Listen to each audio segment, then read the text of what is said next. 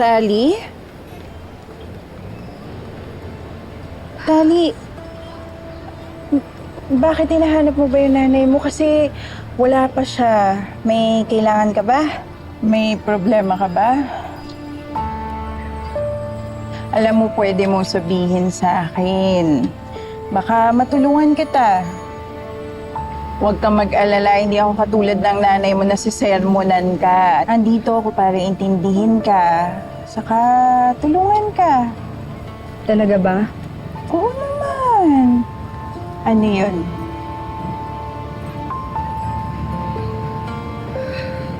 May naitulak yata ako sa bangin eh. Ano?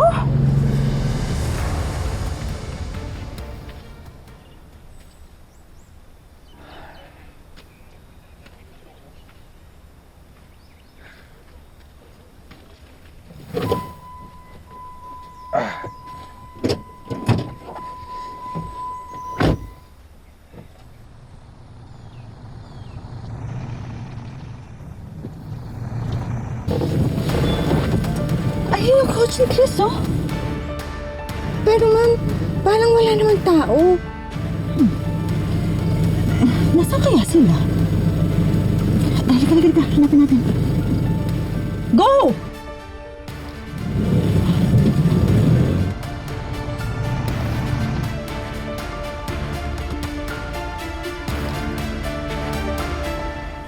Sinecheck lang po ni Chris yung sasakyan.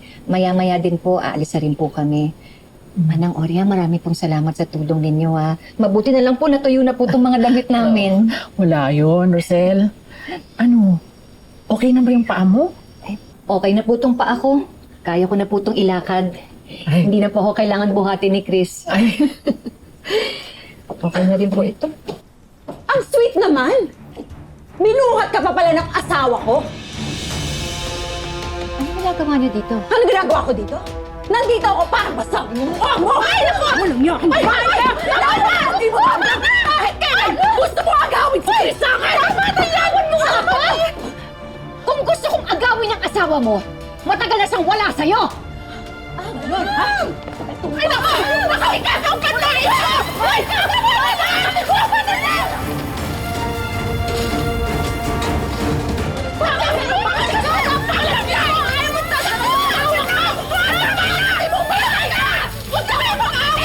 Sa'yo na yung asawa mo! Sa'yo lang ang hiram ng katitong dahon na to! Naku! Yung mga panlain mo! Diyos ko! Awat naman! Mahal! Huwag na kayo mag-aaway! Magkakasakitan kayo eh! Awat naman! Diyos ko! Ay! Ma'am! Ay! Ma'am! Kaya mo! Wala ka ba yung asawa ko? Parang awan nyo na tama na! Diyos ko! Ano ba naman ito? Ang bagay sa'yo dahil naging bitter ka sa buhay mo! Diyos ko! Diyos ko!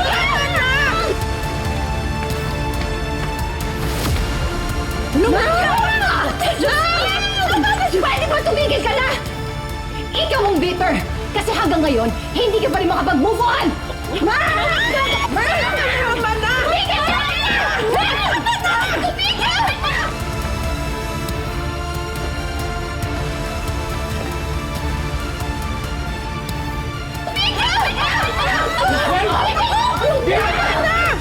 Bakit mo inaaway si Rosel? Kasalanan yung babaeng yan!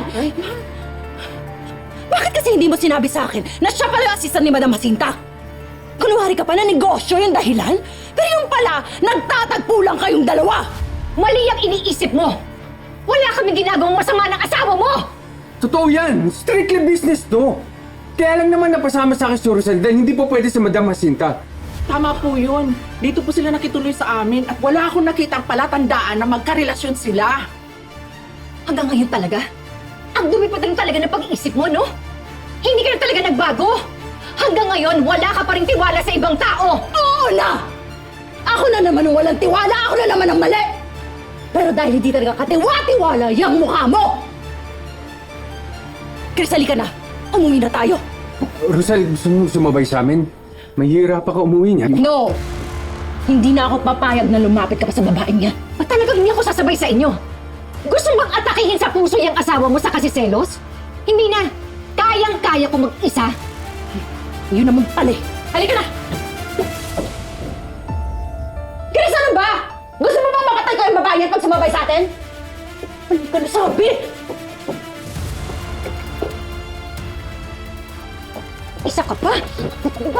Isa ka ba? Magsama-sama kayo! Teka, namatay ba? Nasa ospital siya ngayon. Walang malay. Anong gagawin ko? Sandali, may nakakita ba sa inyo?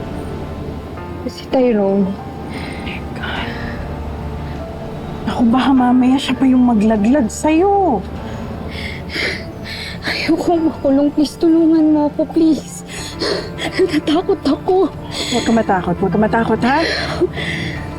Iisipan natin ang paraan to, ha? Hindi ka makukulong.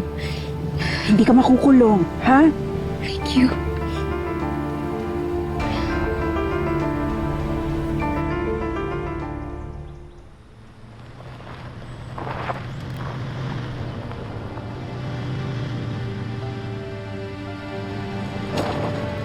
Rosel, sumabay ka na sa amin.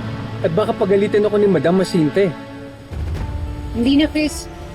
Baka mamaya mamatay pa sa selos yung insecure mong asawa. Hoy!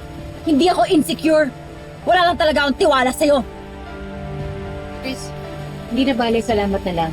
Kasi baka mamaya, kung sumakay pa ako sa inyo, ihulog ako ng asawa mo dyan sa highway. Buti naman alam mong gagawin ko yun. Pwede ba? Tama na?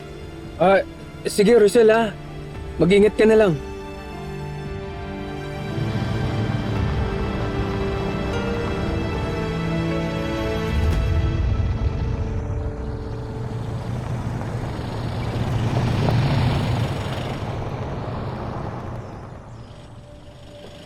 Rosel, saan ka na sumakay? Hindi na.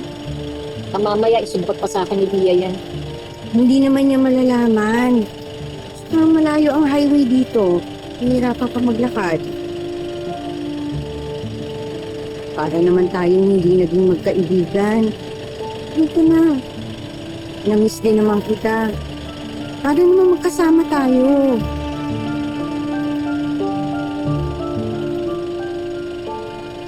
Alam mo kung di lang malayo yung sakayan dito, hindi ako sasakay dyan. Lalo pat ngayon nalaman ko, nagtatrabaho ka ulit sa kanila. Sasakay ako dyan pero hindi ibig sabihin na nakalimutan ko na lahat ng ginawa mo sa akin.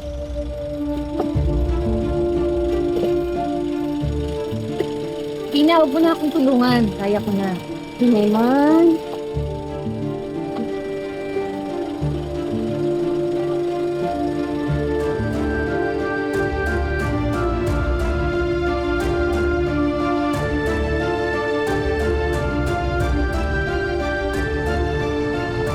Explorin niyo itong dalawang nila. Sila.